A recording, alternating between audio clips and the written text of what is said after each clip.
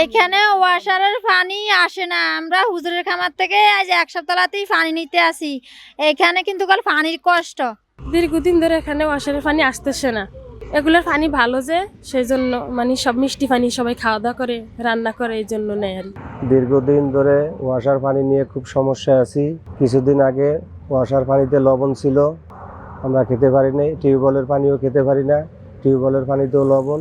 যদি সরকার মহোদয় আমাদেরকে ডেলি একবার করে হলেও ওয়াসার পানি দেয়, তাইলে আমাদের স্বস্তির হবে। আমরা এলাকাবাসী খুব সমস্যা আছি, এই রোজার মাসে খুব সমস্যা আছি পানি নিয়ে। যদি সরকার আমাদেরকে একটু উৎসাহিত করে আমাদেরকে এই পানি দেওয়ার ব্যবস্থা করে, আমরা খুব উপকৃত হব।